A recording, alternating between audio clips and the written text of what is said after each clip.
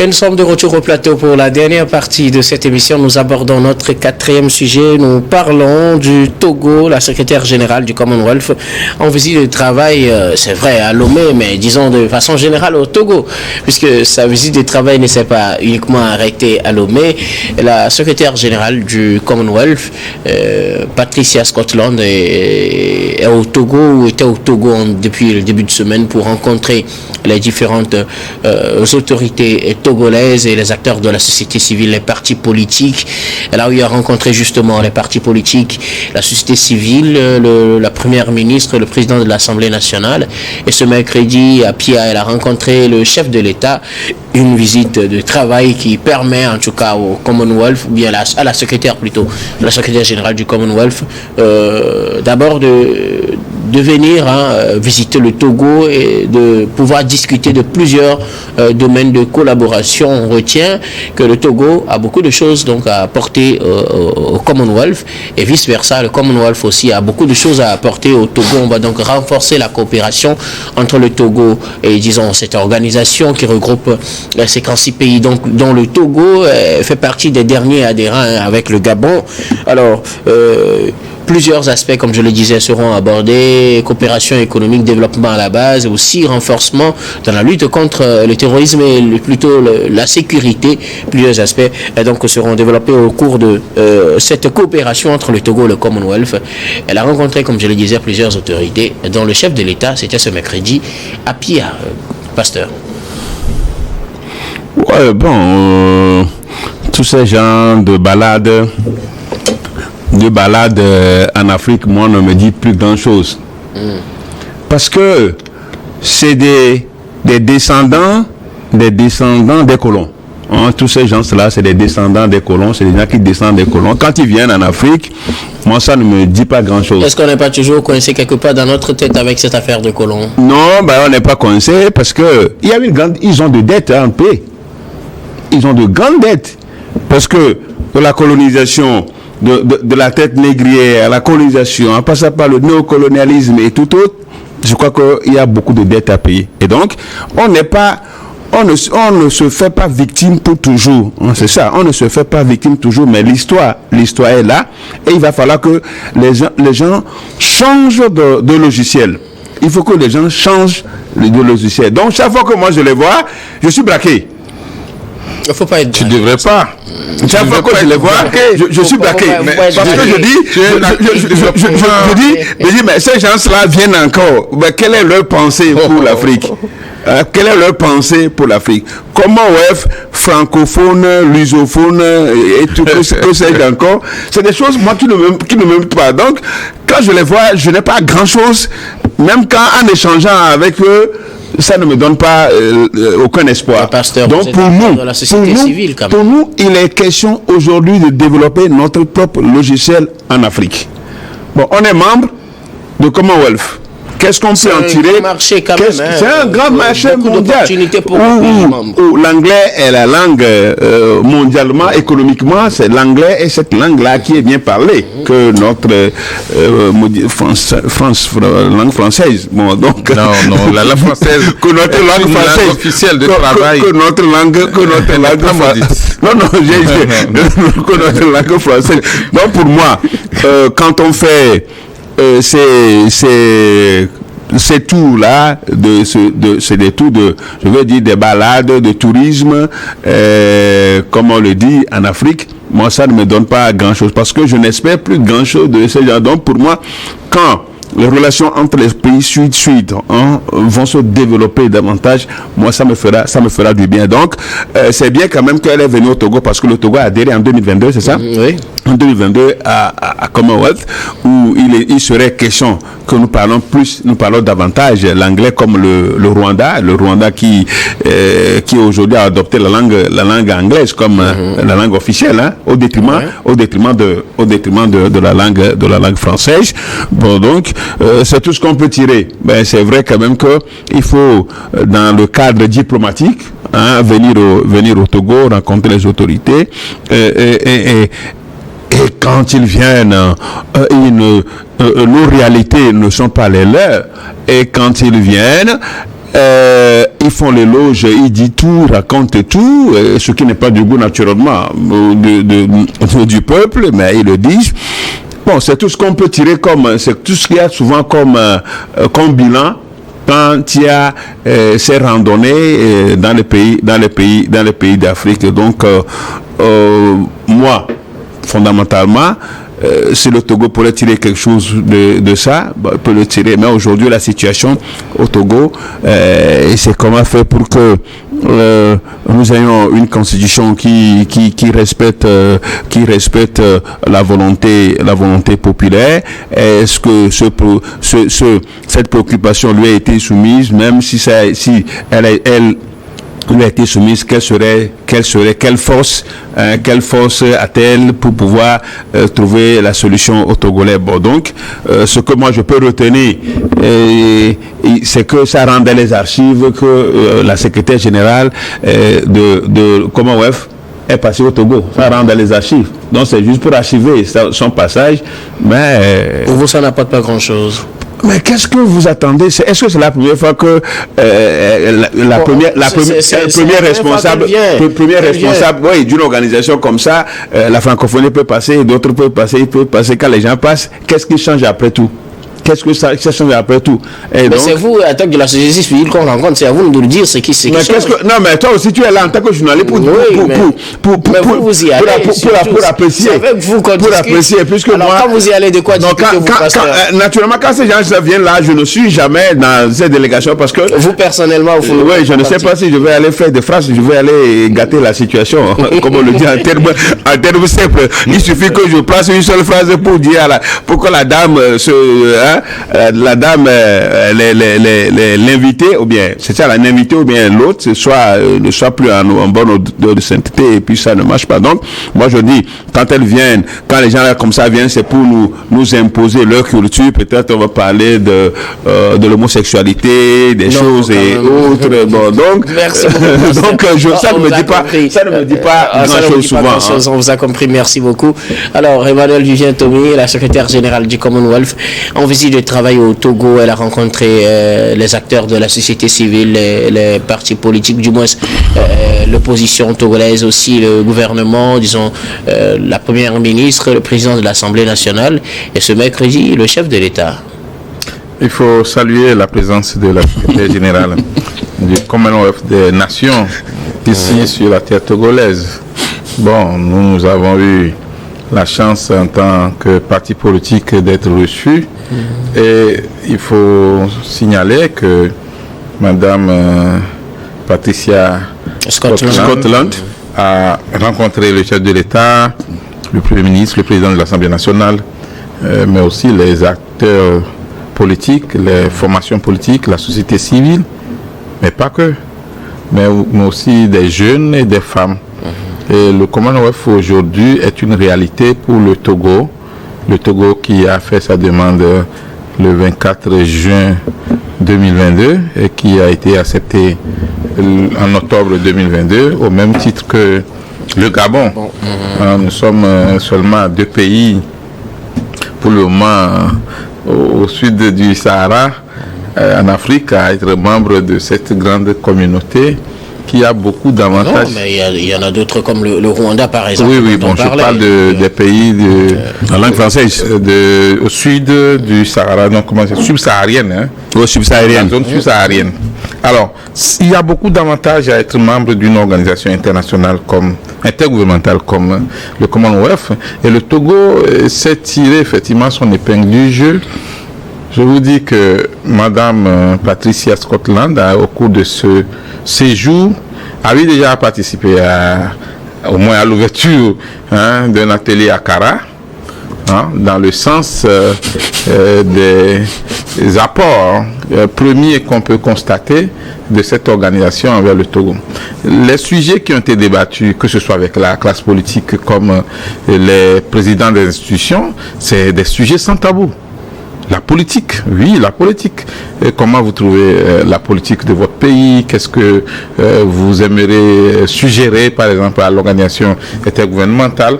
La question de la lutte contre le terrorisme, la question de la lutte contre l'extrémisme violent, mais aussi toujours l'émancipation de la femme, le problème de la jeunesse.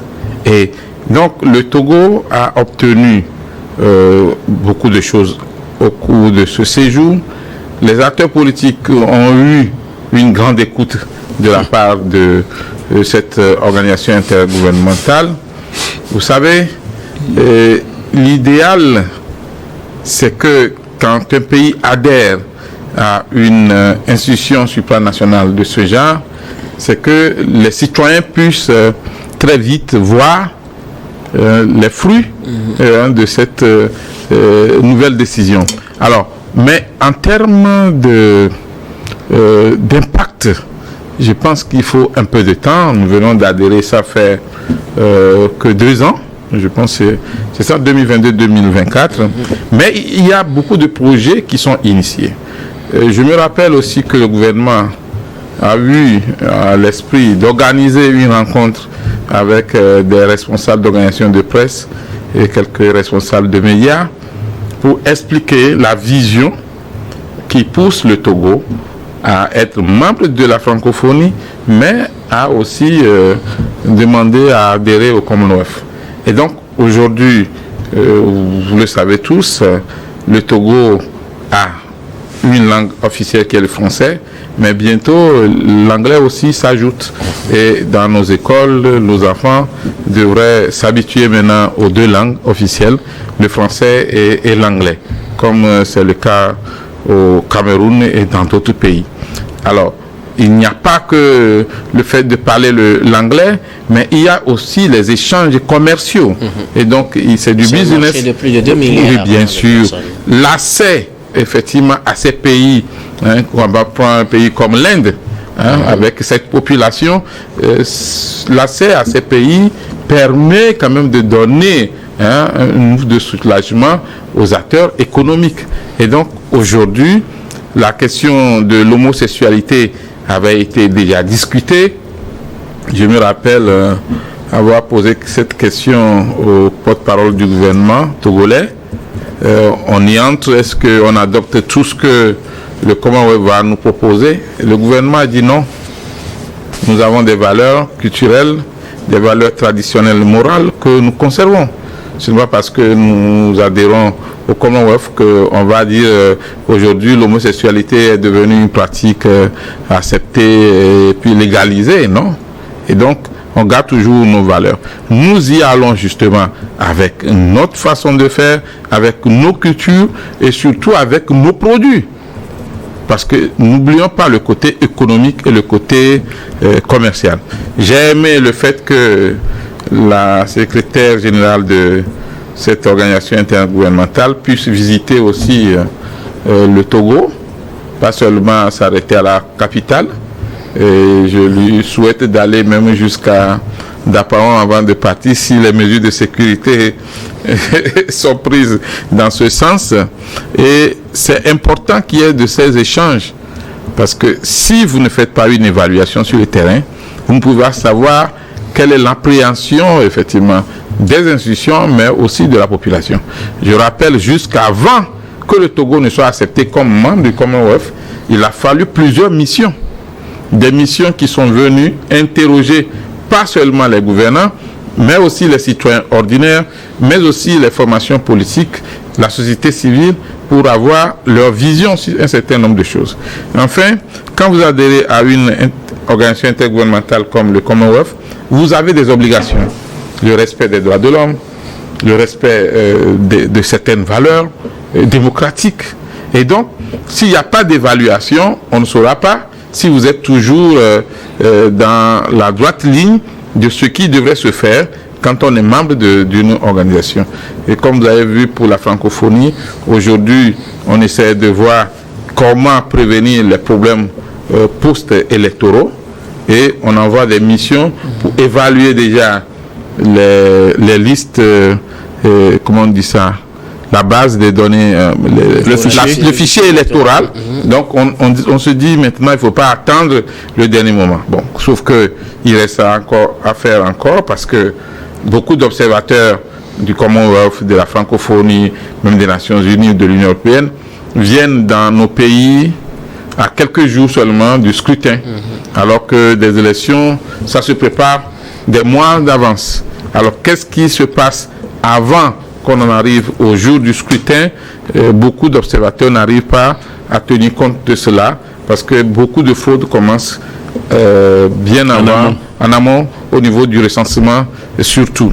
Donc, aujourd'hui, saluons le fait que le Togo soit ouvert à toutes les organisations, pas des organisations qui vont nuire à ses intérêts bien sûr, mais le fait que le Togo veuille diversifier sa coopération, vivement qu'un travail de pédagogie et de communication soit fait pour que la population togolaise sache pourquoi nous sommes là-bas et qu'est-ce que ça nous apporte en termes économiques, quels sont les fruits, quelles sont les retombées de notre adhésion au Commonwealth. Donc 2 ans déjà, ou 2 ans quasi, il faudrait qu'on fasse le bilan, il faudrait qu'on parle à la population, car la bonne gouvernance exige qu'on explique au peuple ce qu'on fait en son nom. C'est en cela que, après la visite de la secrétaire générale du Commonwealth, le gouvernement devra faire cette communication, ce travail de sensibilisation, d'explication vis-à-vis de la population. Les jeunes doivent savoir aujourd'hui qu'il est possible d'envoyer certains produits de l'artisanat, de l'agriculture envers ces pays qui sont membres de cette organisation qui en compte aujourd'hui environ 56. Je pense que c'est le Gabon et le Togo qui sont les 2 derniers à y adhérer. Merci beaucoup à vous. Alors, le Commonwealth va appuyer le Togo sur divers plans, développement, économie, mais surtout dans la lutte pour la lutte contre le terrorisme, ou bien au plan sécuritaire, on en parlait pour les autres pays tout à l'heure, mais ce sera une bonne opportunité, pasteur, pour vous qui ne voyez pas l'apport de ces pays, quand même, ce sera une bonne occasion que le Togo puisse bénéficier de l'appui des pays membres du Commonwealth ou de l'organisation elle-même dans sa lutte contre le terrorisme. Très bien. S'il peut y avoir quelque chose pour lutter contre le terrorisme, vous savez, la lutte contre le terrorisme n'est pas l'apanage d'un seul pays, parce qu'il faut quand même qu'il y ait une concertation des énergies, des forces en équipement, en renseignement, en matériel et autres pour pouvoir y arriver. C'est ce que nous disions tout à l'heure des pays de l'AES. Donc, si le Commonwealth veut apporter un soutien militaire, aussi il faut le dire, un équipement au Togo pour lutter contre le terrorisme, parce que aujourd'hui c'est ça la préoccupation. Il n'y a pas de souci. Moi, je continuerai par dire que pendant plus de 60 ans, nous avons été toujours aide au développement, on a parlé assez. Mais 60 ans après, on s'est rendu compte que ça ne va pas nous permettre de nous développer. C'est ça. Bon, donc, je parle parce que quand vous prenez Commonwealth, la plupart des pays membres parlent. C'est des pays, des ex-colonies britanniques, la plupart. Donc l'exception, c'est l'exception du Togo et de quelques pays francophones qui ont adhéré. Mais n'entre pas dans le Commonwealth qui veut, parce qu'avant d'entrer dans le Commonwealth, il faut la bonne gouvernance, il faut la démocratie, il faut l'état de droit, il faut le Togo et le Gabon, est-ce qu'ils répondent, ont répondu bien sûr. Oui, bien sûr, puisqu'ils ont été admis en 2022. Oui, le Gabon. La commission a dit. La commission. Est-ce que la commission n'a pas été corrompue? Est-ce que la commission n'a pas été corrompue? La commission était au Togo justement pour faire un travail sur le terrain. C'est sérieux. Parce que ça n'a pas duré 1 an. Parce que ce ça a duré des années. Non mais si on prend un pays comme le Gabon, ça a duré plus de 4 ans. Commonwealth, en matière de démocratie, en matière de bonne gouvernance, le Gabon, le Togo ne sont pas quand même les derniers. Vous savez, la plupart de ces pays-là, c'est leur politique, c'est comment on les appelle, c'est politique de indirect rule. Vous rappelez, indirect rule. Indirect rule. Et par contre, pour la francophonie, c'est la politique d'assimilation. Hein? Donc, nous sommes toujours sous gouvernés par... Non, c'est ce que je dis. Parce que quand vous prenez les pays de Commonwealth, le Royaume-Uni, s'il faut l'appeler ainsi, ne s'ingère plus trop dans leur gouvernance, ce qui n'est pas le cas de la francophonie. Bon, donc du coup, aujourd'hui... la francophonie et non la France. Hein? Pasteur, continuez s'il vous plaît. La francophonie dans le siège à Paris. Bon, donc c'est pour dire que, comme moi je continue pas à le dire en tant que nationaliste et puis panafricain, il faut que nous-mêmes nous développions. Je continue pas à le dire, nous devons développer notre propre logiciel, propre à nous. Pour que quand les gens là viennent, nous puissions nous parler d'égal à égal. Pas les gens qui sont subordonnés, parce qu'on les considère comme étant les gens qui viennent de l'Occident. Moi, c'est cet aspect-là que on ne peut pas les prendre comme plutôt qu'ils représentent quand même. Il faut pas toujours les prendre comme des gens qui viennent peut-être donner des leçons, des gens qui nous écoutent, nous apporter le soutien. Il faut que nous-mêmes nous soyons sûrs aussi de nous-mêmes en parlant avec eux, en échangeant avec eux. Merci. Moi, c'est tout ce que je continuerai pas défendre. Donc, développons notre propre logiciel. Pour moi, notre propre logiciel est important pour que l'Afrique puisse décoller. Merci beaucoup à vous, pasteur. Alors, Emmanuel Giantomi, je disais que cette présence de la secrétaire générale va renforcer les relations entre le Togo et l'organisation de façon générale, qui aussi va appuyer le Togo sur divers plans, dont la lutte contre le terrorisme. Le terrorisme surtout, parce que c'est un fléau qui vraiment touche nos pays. Aujourd'hui, quand vous voyez le budget que les pays, surtout de l'Afrique de l'Ouest, consacrent à la sécurité, on sent qu'on a besoin d'aller jusqu'au bout du terrorisme. Et je crois que cette coopération avec le Commonwealth est une bonne chose. Vivement que les paroles soient respectées et que l'appui, l'expertise et aussi l'équipement viennent très vite pour nous aider dans cette lutte. Merci beaucoup à vous. Nous arrivons pratiquement à la fin de ce numéro de Regard Croisé, mais avant de nous séparer, comme d'habitude, notre dernier tour de table, ce sera pour vos mots de fin sur un sujet de votre choix. Je commence par vous, pasteur. Moi, j'ai reçu aujourd'hui une délégation des concitoyens qui étaient venus se plaindre par rapport à certains faits, notamment l'immatriculation de nos engins. L'immatriculation de nos engins, TVM, assurance, et puis la visite technique de nos engins des véhicules. Parce que ça coûte extrêmement cher. Vous payez un véhicule, vous devez, pour l'immatriculer, il faut aller à plus de 50 000 pour l'immatriculer. Vous payez une moto pour l'immatriculer, il faut aller à plus de 50 000 francs pour l'immatriculer. Alors, avec les TVM, avec tout ça là, donc ça fait que ça devient très cher. Et les populations ne comprennent pas. L'assurance, vous voyez l'assurance, mais quand vous avez un problème, vous êtes assuré quand vous avez un problème, mais il vous faut le ciel et la terre avant que vous ne rentrez dans vos droits. Et des fois même, il faut aller chercher un avocat. Mais le jour où je donnais de l'argent, il n'y a pas d'avocat. Le jour où j'apportais l'argent à la société d'assurance, il n'y a pas d'avocat. Mais le jour où j'ai des problèmes, il faut que j'aille, après le constat, il faut que j'aille chercher un avocat. Je crois que il y a un terme que je ne veux pas du tout utiliser pour viser ceux qui sont des promoteurs des sociétés d'assurance, mais je dis que c'est trop cher et l'État doit y penser. On ne peut pas immatriculer une petite moto à 50 000, à plus de 50 000 francs. Mais c'est de trop. Les gens sont venus se plaindre et demander à la société civile de faire quelque chose. Quand vous parlez de TVM, c'est en fonction de votre style, en fonction de votre véhicule. C'est vrai. L'OTR est tout joyeuse parce que tout heureuse parce que ça apporte de l'argent, on fait des milliards, mais ce sont les citoyens qui en pâtissent. Donc du coup, moi je fais juste c'est de gueule coup de gueule pour que on puisse revoir, puisse diminuer un peu ces frais qui feraient du bien aux populations. Merci beaucoup à vous, pasteur Edo Komi. Vous êtes le président du mouvement Martin Luther King également, le premier adjoint au maire de la commune Golfe 2. Merci d'être passé sur ce plateau. Ça a été un plateau. Un coucou spécial à monsieur Robert Kossigan qui nous suit à côté, qui nous suit depuis Tabligo. Justement, Emmanuel Vivien Tomé, vos mots de fin.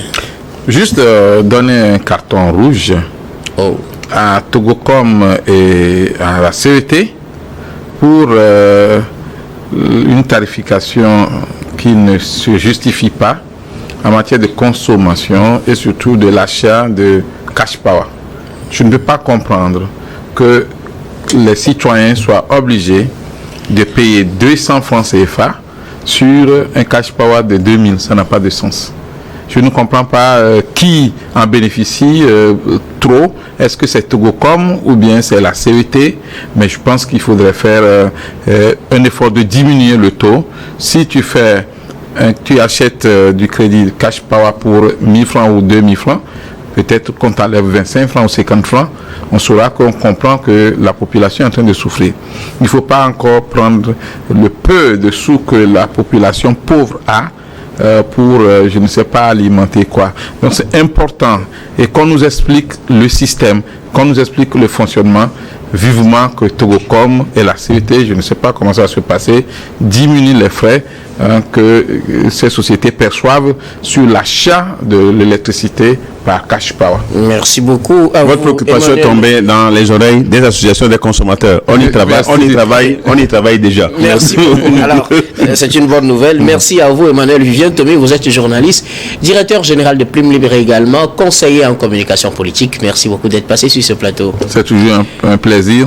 Et bonsoir à la préfecture de Yoto, à Tabligo et où c'est jour de Robert Kossigan. Merci beaucoup à vous tous qui nous avez suivis. Merci à toutes les équipes qui nous ont accompagnés. À Clé Sopignanga à la réalisation, Pierrico Banikwa et Prudence Makoui à la diffusion, Fofo Golo à la caméra. Surtout merci à vous très chers téléspectateurs de nous avoir suivis. Je vous retrouve demain avec le même plaisir pour un autre numéro de Regard Croisé.